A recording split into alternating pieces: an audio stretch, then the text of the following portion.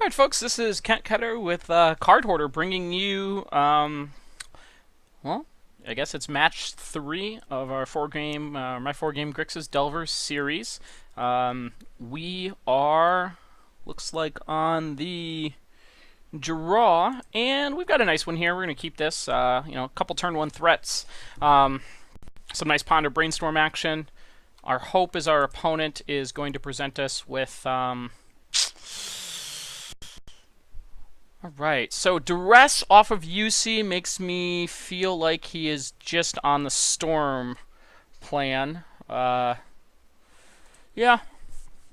this might be a tough one. On the draw against Storm, if they get a decent discard effect on the 1, you're usually hard-pressed to make it work from there.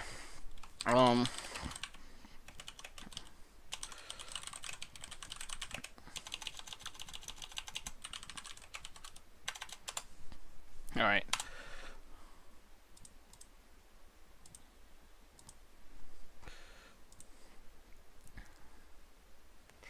Okay.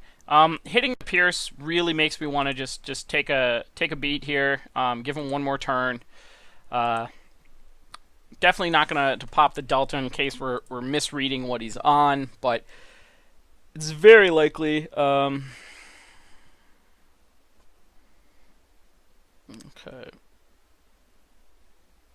From here, we are going to find the blue-black. I don't want to get caught up in possibly another sequence where he, casts a spell, finds another...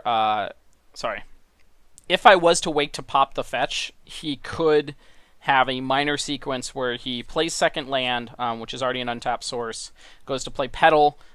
Maybe when I pop to hypothetically counter the 0-mana spell, he follows up with a pretty crushing, like, Dark Ritual and just goes off from there.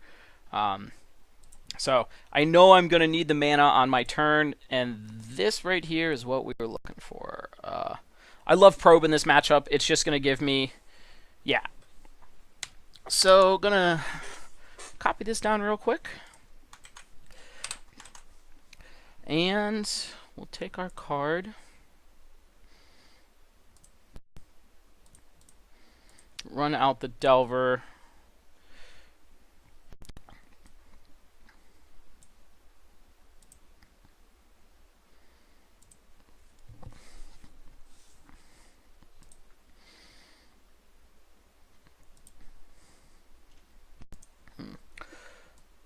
Alright, so opponent's going to go with the end of turn Brainstorm. We absolutely have no business encountering this.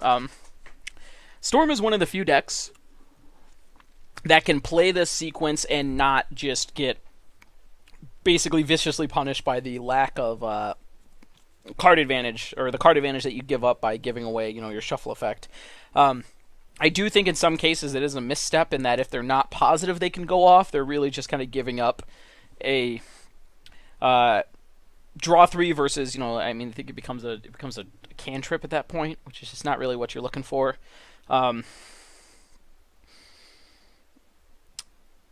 So I think the folks looking to optimize their brainstorms really should debate those end of turn sequences when they're outside of Storm. I would just generally say no, just don't do it. But when they're on the Storm deck, that's where it gets a little bit closer. From here, if our opponent leads on Ritual, I think we're priced into piercing that. At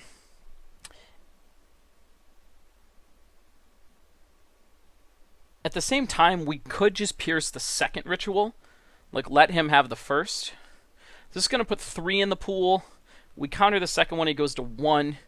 The downside is that if he has the Dark Ritual, he's going to go off from there. Huh.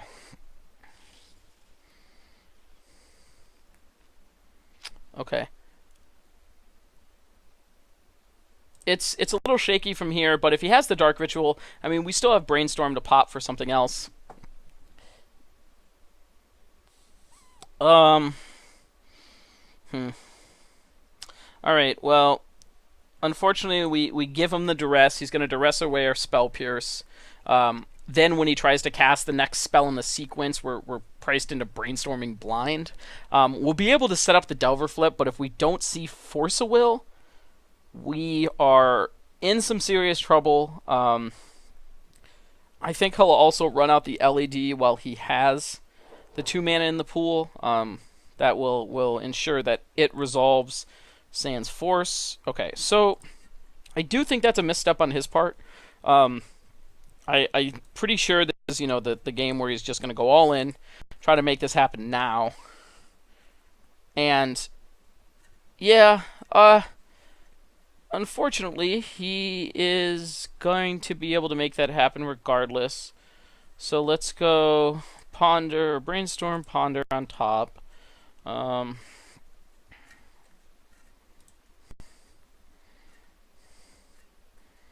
And doesn't seem like he has much of any fear, so we're just gonna, I guess, F6 from here.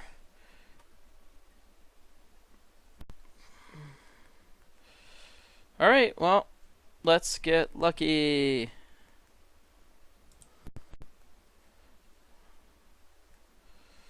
So he's got the Rain of Filth, which is going to put him up to 4. He's got Tutor, Misty, Lotus Petal. So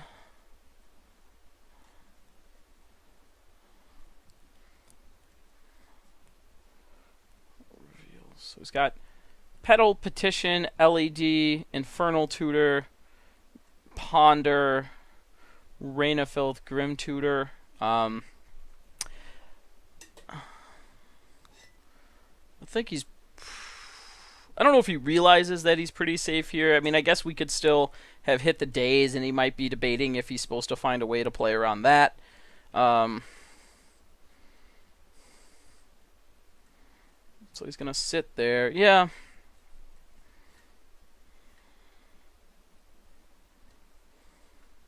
Okay. Yeah, that's right. He hadn't played his land drop for turn, so he was pretty safe once he revealed that. So from here... Okay, that'll wrap up the sequence for this game. I'm just gonna wait to see if he wants to show us a Burning Wish or anything additional. But from here, he'll be able to petition, just search up tendrils at that point, or he could Infernal Tutor, all the same. Well. The double duress or the double discard hand out of the opponent is definitely one that's a little harder to sequence. I think there's absolutely merit there in piercing the first Cabal Ritual, but the issue with that is he then just gets us on the untap. I mean, I understand we're going to have a few more options to go from there, but I don't think you can get too terribly caught up in the hypotheticals for the next turn.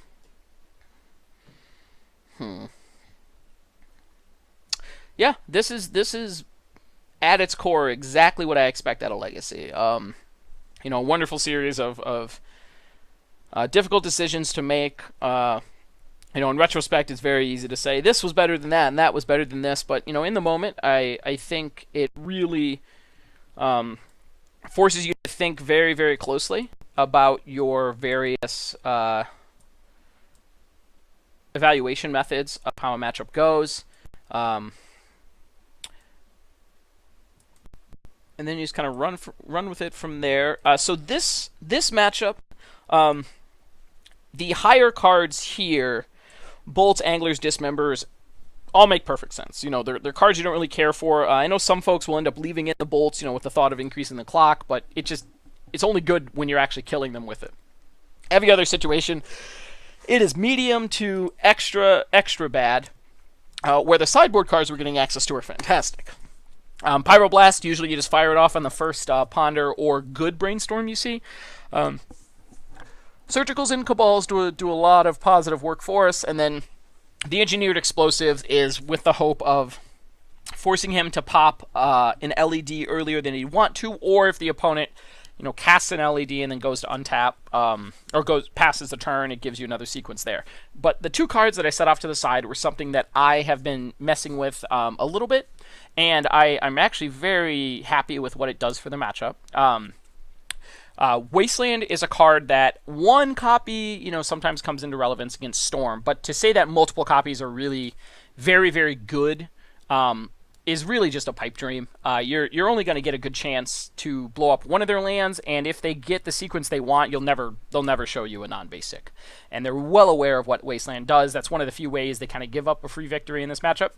Whereas Painful Truce, you have enough free counters or free spells in the deck between Surgical, Probe, Daze, and Force that paying the 3 life, obviously, I mean, it's irrelevant. They're either killing you or they're not. If they cast Empty the Warrens, that's a hedge case where, sure, Painful Truce might not be where you're at, but their Warrens, Empty the Warrens, is very beatable with this little guy here. See, that's Squire, 1/2, vital.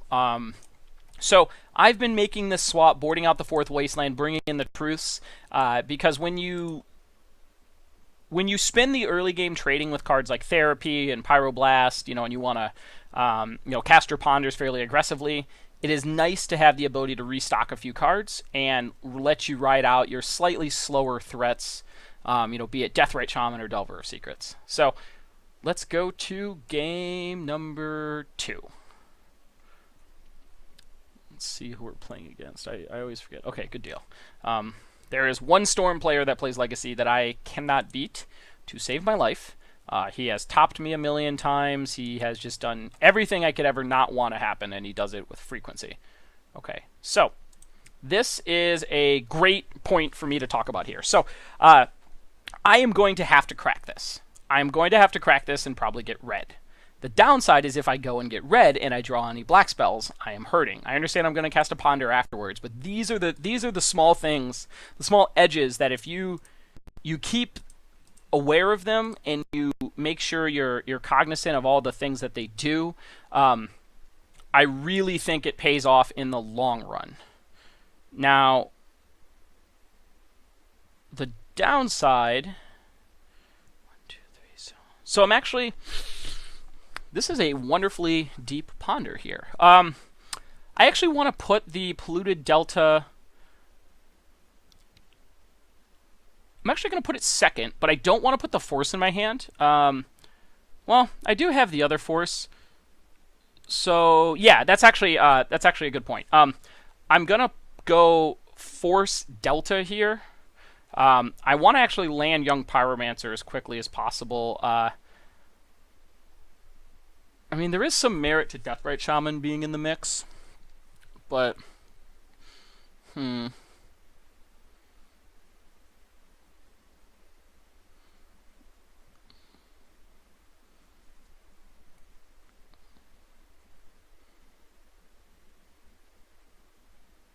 Interesting.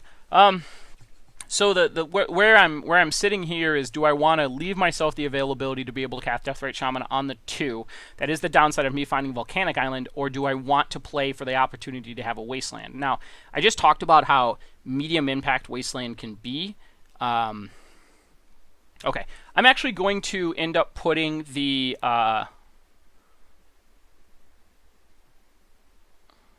yeah. I'm going to put the Shaman third. I'm going to get the... but if I get the Polluted Delta... Oh, man. Should have stopped myself there. My issue is if I put the Force of Will in my hand and he Cabal Therapies Force of Will, I'm forced to pitch a Force of Will to stop myself from getting Cabal Therapied. But I... Actually... That is okay. And I am convinced I do not care about the Deathrite Shaman. No, I'm not going to shuffle my library. I'm going to draw the Polluted Delta. All right. I definitely almost caught myself there in my own little, mental trap, thinking through all of like the 500 possible sequences. Obvious exaggeration, but sometimes you just got to kind of go with the kind of the best odds that you're going to run across. Fantastic. So we're going to draw the Force, then we're going to probe, getting access to...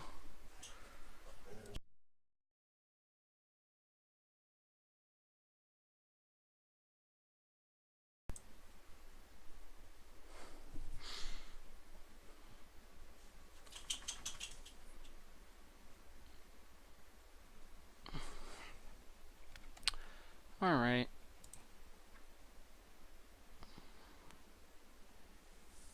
Yeah, I'm just going to waste here. I'm not super happy with the sequence, but it's hard to be too disappointed.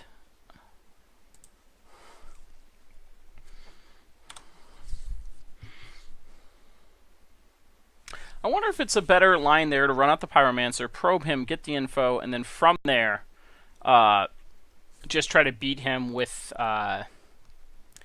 a slower Wasteland draw on his basic. Okay, so it seems like he was more interested in what that offered. So if that's the case,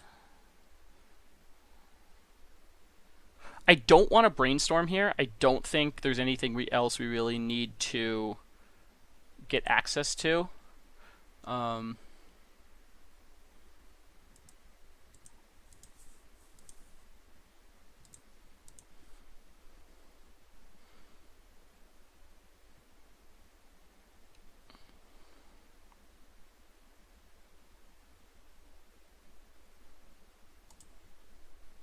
Yeah, I'm gonna go back and watch this video myself, but I feel like I gave away a optimal sequence there. And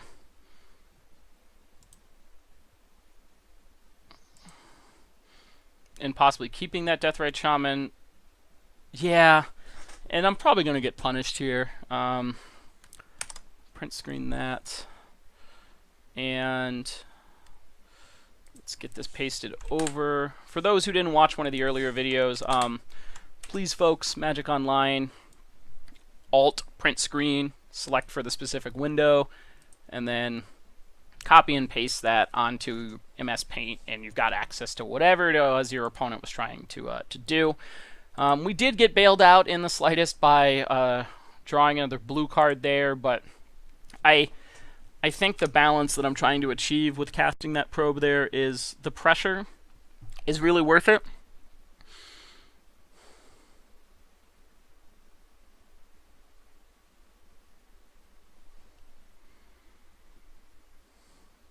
I think I actually want to force this brainstorm.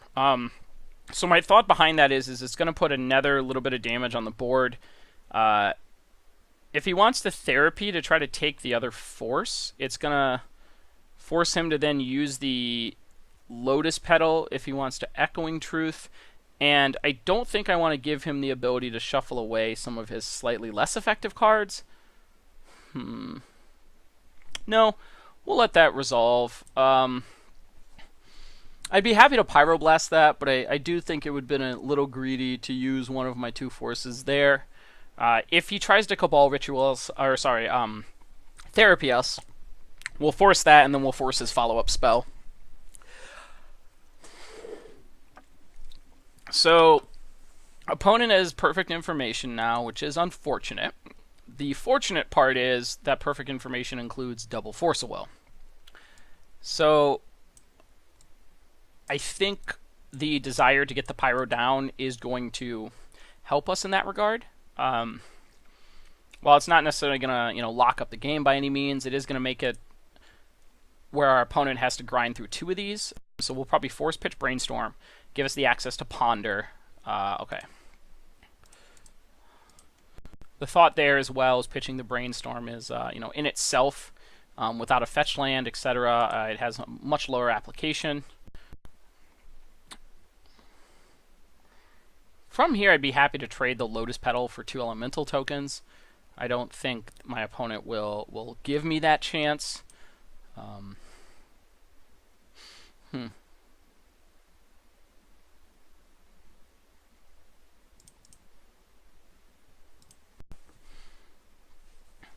So if we can find a Cabal Therapy here, be real happy. Well, that is not bad either. So this will actually work out pretty well for us. We're going to be able to keep the... So it's first the UC, but the question is do we want to be able to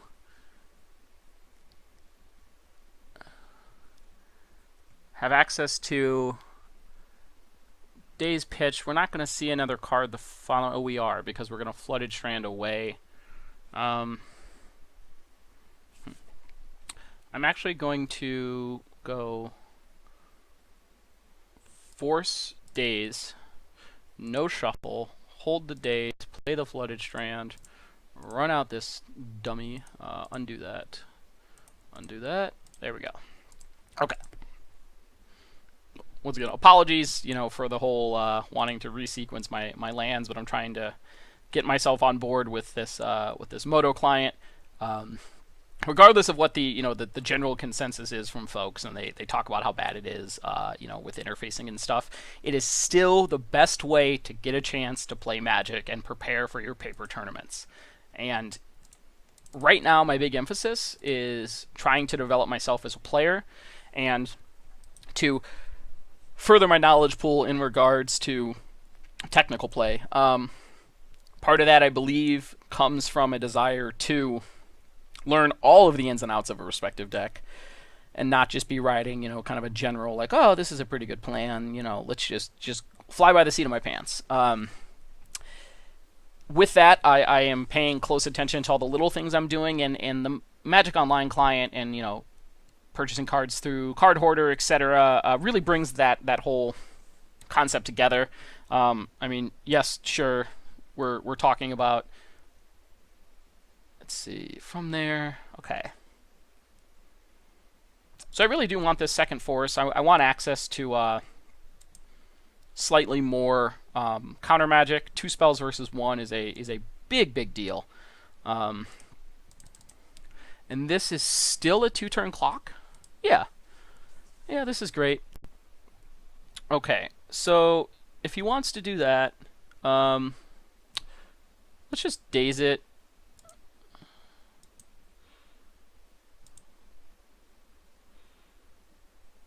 So we're going to shuffle regardless at the end of turn.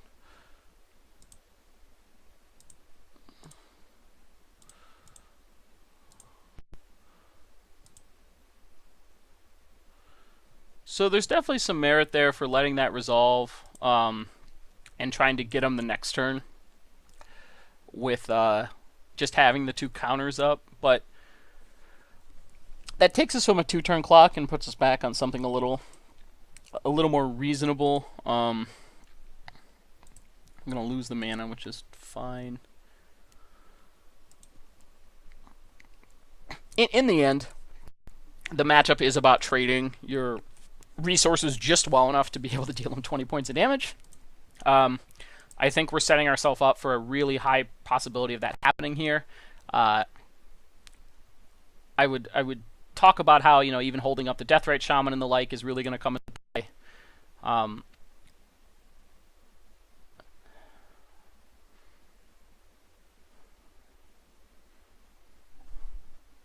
So why I'm pausing now is if we were to pop the LED, no, we just give that to him. Yeah, okay. Yep. So it looks like our opponent's actually going to walk very close to directly, like, face first into this double Force of Will. Which is pretty fantastic for us. And at the same time, should be pretty difficult for him to... Yeah, this will take care of things. Exile that. Get our token. Okay. I'm fairly certain our opponent was aware of... Yeah, he was aware of the second Force of Will. 2, 3, 4, 5. Yep. Oh, I did not have my stop set at the end of turn. Okay. I'm going to make no changes to my sideboarding plan here. There's not really a play draw variation that needs to be implemented. Yeah. We'll go to game 3. I'm going to reset my stop on his end of turn. I'm playing a Deathrite Shaman deck. The fact of life is that I want to activate that as many times as possible at his end of turn. Alright. I am keeping this hand. It is not great, but it will get the job done. If he opens on non-basic, I get to waste it. If he opens on fetch basic, I still have the days. I mean, I guess I'm kind of getting punished here with the thought of him having probe and just being fully able to go off from here. Thankfully, he didn't turn 1 me. That's definitely a concern with the whole thing I just talked about, is that regardless of what you want to think of on turns 2 and 3, Storm can just turn 1 you. So while I didn't vocalize, the fact that I was taking that into account, I promise you that was something that was running through my head. I do feel like the Pyromancer draw and the ability to have Surgical just does a whole lot of work. It might not be good enough here, but the possibility of it being... Okay, so we're going to run this. Okay. So I'm going to hold on to this probe. I definitely could have cast it there with the hopes of trying to find another, sequence of some kind, maybe a force or something of the like, but I think it is more important to get that going with, okay.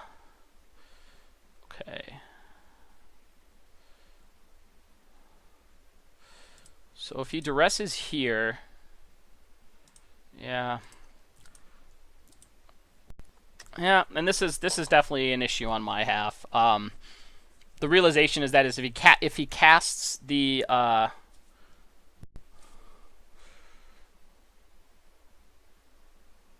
so he probably takes the Surgical then.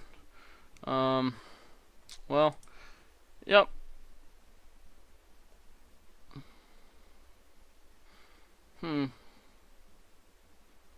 Maybe I do want to mulligan this hand. I mean, this is absolutely showcasing the ineffectiveness of Wasteland. I think it's a little interesting that he let us keep the Surgical. If he's attempting to just go off, with a more generalized, a traditional sequence where he just gets to Storm count and goes from there, and he's not using the graveyard, it's pretty effective on his end. He might also be setting up for like a decent Empty the Warrens on the 3. The other side of it is that he's just going to be cutting us off of... Oh, okay. So it's more like our opponent is lacking, and we are going to have to try to take advantage. Okay.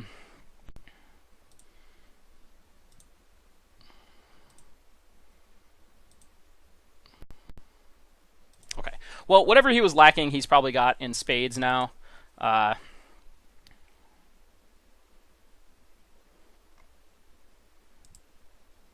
We definitely have like a mid-turn sequence on his side that could let us, maybe cack like the second Wasteland or the second like Dark Ritual out of his hand, but it's very unlikely that he's gonna walk face first into the known trick. Last game, I think you have to take into account his decision matrix is heavily dependent on the fact that he's losing that game if we, for some reason, don't have that force, or we just choose not to cast it. He's losing the game on the next turn. In this case, I think he has a decent series of, or a decent amount of sequences to go through where the Surgical is going to be, a non-factor. I still like the card considerably. I think it gives you a chance to, as part of like the double ritual combos and stuff like that, just to get that extra card from him. There's also just the really awful sequence of let's extract, one of the 0 costing cards as he goes off. Okay. So this is actually really good for us, in my opinion. We're going to extract the Polluted Delta, or sorry, the Dark Ritual, and then he just gets to cast some other sequencing spells, which isn't really of much concern to us. So, not fantastic, not terrible, but I think it is much more likely that this Dark Ritual that is in his graveyard is going to be more important than anything else that he ran across previously. And yeah, so if we had gone Ritual 5, he petitions and goes from there. Okay, so let's make sure we get these all out. He shows us a Defense Grid, a Corrosion Grip, 1 Abrupt Decay, and 1 Empty the Warrens. Okay. Alright. 1 petition and 1 Grim Tutor. And he kept in the ad nauseum. That's unique. I'm fairly certain you cut the petition post board. It's a reasonable expectation for Delver to be able to, kind of push packs all of that. Okay, so he casts that, draws a card. He's gonna duress, find brick. We get to volcanic. So I guess if he wants to next turn, get a little deeper with that, he's more than welcome to. Yeah, this game is still by no means a good spot for us to be in. If we can find the illustrious Cabal Therapy on our draw step here, or a Ponder, or a Brainstorm, or a Daze, or a Spell Pierce. I mean, there's a few options we have to really give us some bite in this second game. But at the same time, this third game, at the same time, I'm not feeling the greatest. The early Past in Flames is something that is usually indicative of either he's desperate, which I think is kind of the case here, and maybe he could have held off a turn, but I guess if we get second Pyromancer, it just gets a lot worse for him, and that our Surgical picks up 2 tokens, and the clock intensifies.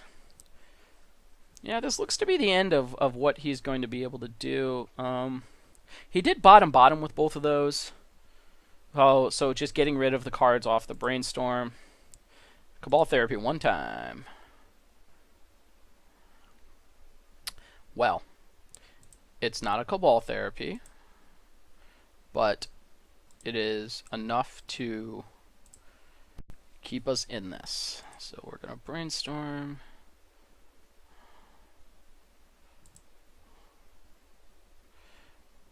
Hottie toddy. So let's just put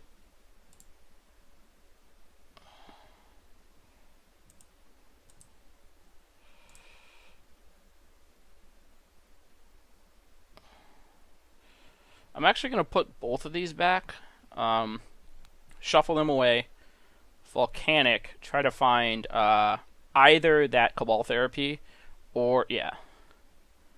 No. Yeah, we're going to put both of these back, and that's fine. Run this out there, crack, find my black land. Yeah, that Brainstorm was amazing. I'm sure, most of the viewers are well aware. That is what you're trying to do with the old sequence.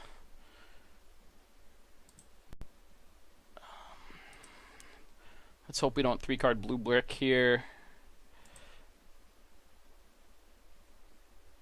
Okay. So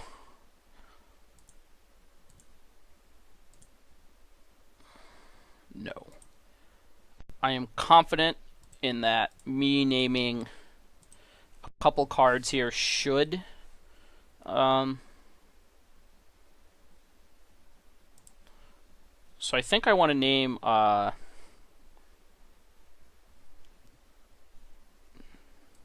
I always get my tutors, but Infernal Tutor is what I'm thinking of. Yep.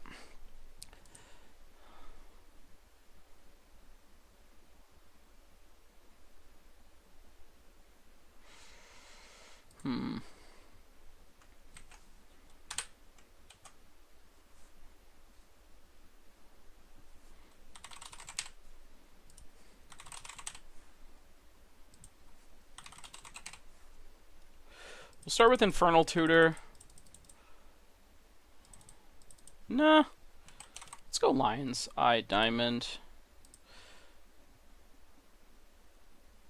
Okay, so we take that, and then we take the Dark Petition. No, the Dark Petition is going to eat like all of his mana.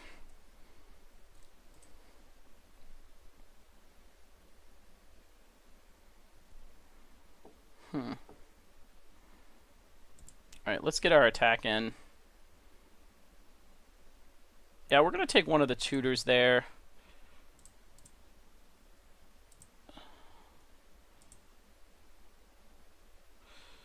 So it costs him 5 to make this happen. 1, 2, 3, 4, 5.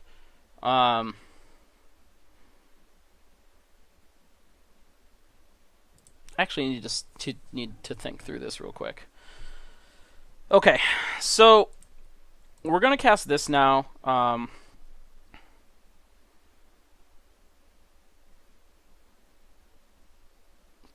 Yeah, we're gonna name Dark Petition here. If he just casts the if he draws like a duress or something, I mean yeah, because then he takes the days. Okay, so we just have to beat what he has presented us from his hand. Okay. So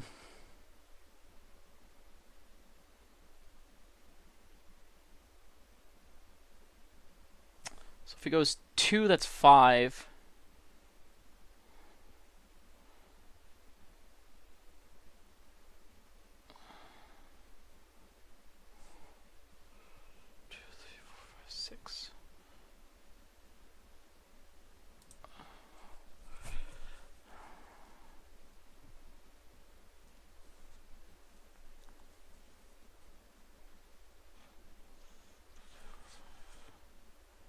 Jeez.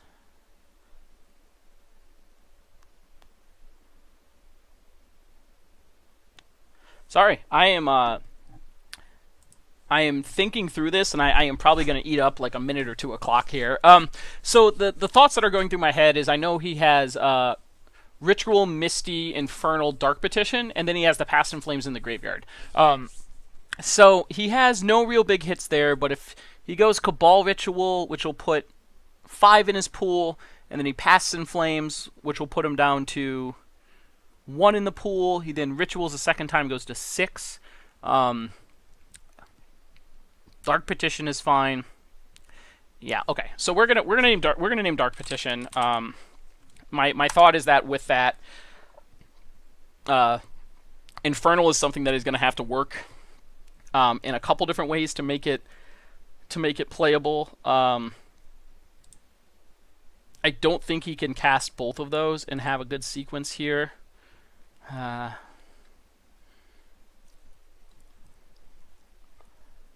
Yeah, we'll name Dark Petition. We're just gonna run with that. So he goes Misty, Cabal Ritual, which resolves. 1, 2, 3, 4, 5, 6.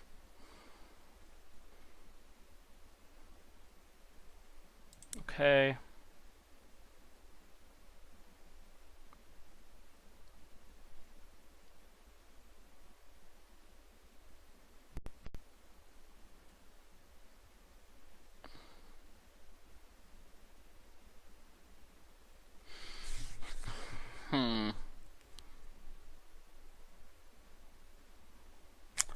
Well, I guess from this, we have to force the Past in Flames. Yeah, that's fine. We're going to force the Past in Flames here.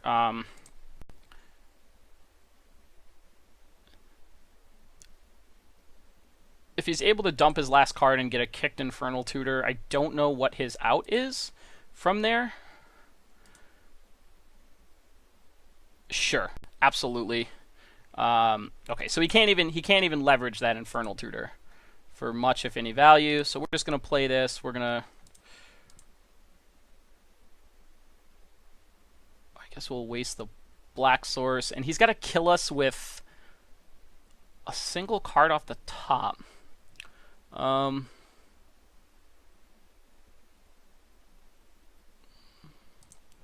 right. Well, let's just go from here and attack with all of our guys.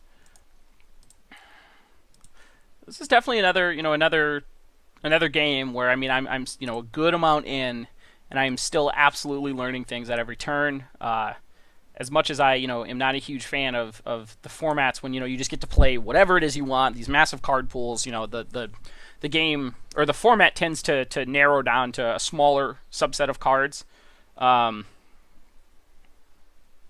I think in the end, all the minimal small decisions that you get to make as part of the game are just fantastic, and that's what really interests me more than anything, is that while I don't, enjoy Legacy, because I don't get to do a lot of deck building, there's not a ton of changes to do. There's just so much stuff to learn in regards to your specific play. 1, 2, 3, 1. Okay. So he gets Infernal. I guess I don't know what he's going to do with the Infernal. Because it's not enough to hit me there. So like the thought is if he grabs Tendrils here, he has Tendrils for quite a few. I think the storm count is... Shame we can't just go, exclamation point and storm. 1.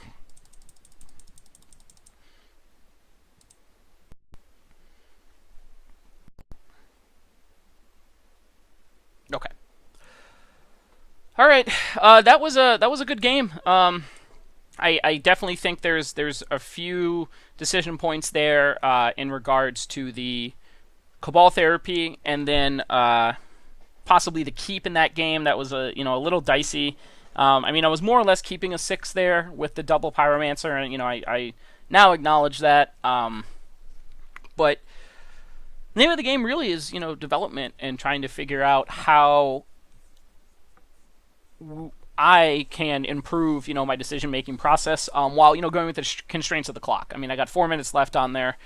I felt like I did a decent job, but I'm sure there's a whole sea of folks who would love to chime in with, oh, this then that and that then this, and that's wonderful and everything, but the thought is, can you accomplish all of the decisions that you want to make in a given game while also acknowledging the nuances of sideboarding, mulligans, the play versus draw scenarios that are present in Legacy. Just keep that in mind when you're offering critique to folks, is that there are 100 things that they're juggling, and all you have to look at is the one. You're just looking at that one decision point. And I would say most Magic players are thinking about more than 1 to 2 things, at a time. They're probably thinking, a couple of different variables, and there's definitely some advantages to that. But in Legacy, with all of the possibilities, you just got to play with the things that you see most consistently. I think I almost caught myself up in the overthinking trap and just kind of said, all right, this is what we're going to go with. So with that in mind, we picked up a victory.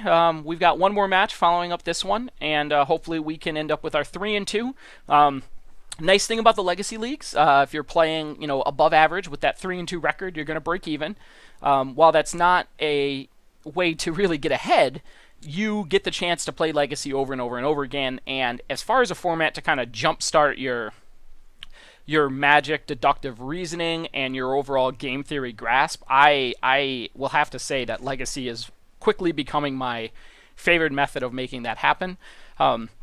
With the amount of card selection and the narrowness of the format, regardless of the pool size, you start to have to go through the same iterations over and over again, but those iterations are very difficult. Brainstorm and Ponder have a bunch of levels to them, and I think that the cards are fantastic, and there's a lot to gain from understanding what it is that Brainstorm Mayphase versus Brainstorm End of Turn offers, whereas Ponder and it's all of its different variations, play variations. There's also just a whole new chain of decisions to be made there. But anyway, this was Ketter with Cardhoarder. That was match 3 of our Grixis Delver series. And we will be coming back with a 4th one. Hopefully it's something real spicy. I wouldn't mind, seeing Miracles matchup. We got a chance to see Elves. We got a chance to see Grixis Delver or a Delver Mirror. And then we got to play against the Storm deck. I do think Storm is one of the better matchups. You have a lot of free interaction. You have a lot of good pressure. And, between Pyromancer and Delver and Deathrite Shaman, you really only need to stick one of them to kind of run away with the game. I do really like Pyromancer in the matchup in that it dodges the Abrupt Decay trap. And you can get some decent sequences where you can beat up on their Empty the Warren Straws. But anyway, I will be back for match 4. See you soon.